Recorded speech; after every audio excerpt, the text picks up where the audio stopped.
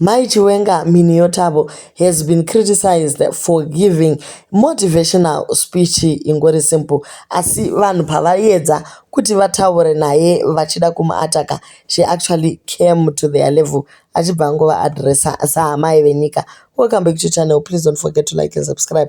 She wrote, as long as you live, don't stop believing. I believe in endless possibilities. Yes, mama netizens afara chaizvo nemotivational speech yapiwa iyoyo. Asi vamwe vabva vangorwadziwa vakati, let's all be honest to say sometimes the Zimbabwean situation pushes all dreams to it can't situation.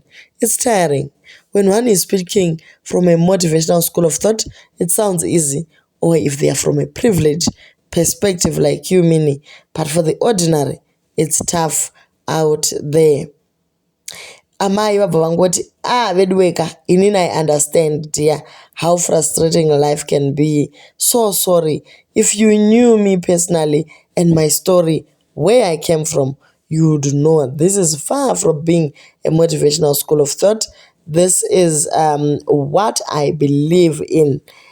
I was not born privileged, but my faith kept me going. So Minnie Baloyi akazvarwa na headmaster baba vake kuMatebeleland South ikoko. She is actually a rural girl, and vamwe vari kuti yes, you are not born privileged, but wakashanda nesimba. If you look at everything that she has achieved, besides marrying baba Dedi Chiwenga, nyaya yakatangira pakuti she pushed herself, akaenda kuchikoro akandodzidzira Mandarin, atori linguist wenyika.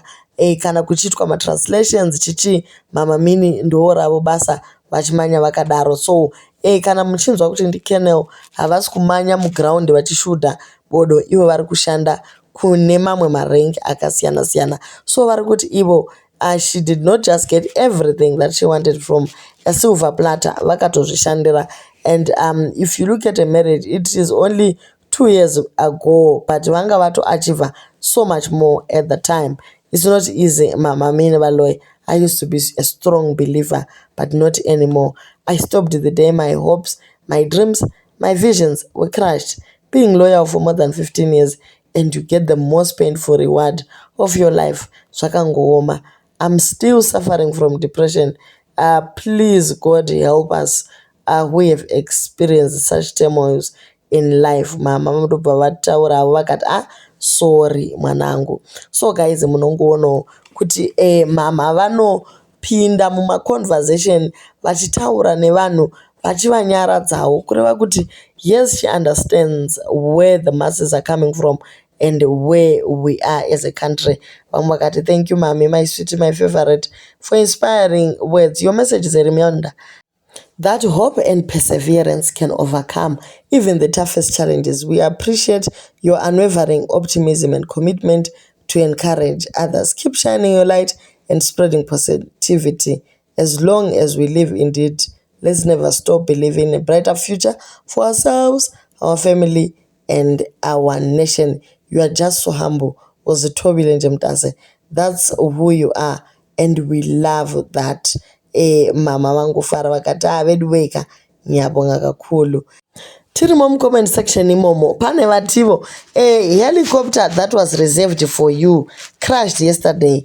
Izvozvi pane ari kutozarirwa kuti chimbambaira chake chakapotsa. Thank God mai vakuchechi. I stand with General Chiwenga. Ndo vamwe vari kutaurawo mashoko aya hatisi kuziva kuti vakama wanepe. But anyway, she was designed for accomplishment, engineered for success, and seeds of greatness were planted in her. Her leadership skills glow to the core of our generation, and keep doing what you're doing. We are noticing. She said, Tinokudai amai, and motivational lady among ladies. I even wish you to have a girl child campaign in all provinces. Muchitidzidzisa humility. Vakawanda vanoda kuvapa muri nevakambopinda pachigaro chamuri ichocho, asi havana chero musi mumwe wavakaswera nesu chero mumasocial streets. Yes, we know kuti it becomes very difficult for you as a woman anenge ari kutop kuti aswere nesu achifamba mumastreets achinzwisisa mastruggles edu, but kungotaura nesu pasocial media, kungoresponda to the simple things that we speak about and the struggles that we encounter on a day-to-day basis. Asi mama vanenge varipo vachiteerera vachinzwawo kuti vanhu vari kuti chii. Maybe zvimwe maybe vanosvitsawo mashoko aya kuna dhedhi kana vasvika paya voti nhai baba mambonzwa here kuti vanhu vari kuti chii mumastreets, something like that. Hatisati tambona first lady vanoswera vachitipawo at least a platform where we can talk about everything. Tinongoona kuti vamwe vaenda kuzumba vanoita campaign, vamwe vaenda kwakati kunomwa tii kwakati nekwakati, but munhu atinogona kurelata naye nezerawo redu anoenderanawo nemastruggles edu at least tamuwana. So guys, do leave your comments on what you think, kuti zvinhu zviri kungoitirwa cloud here kana kuti ndo zviri munhu pako.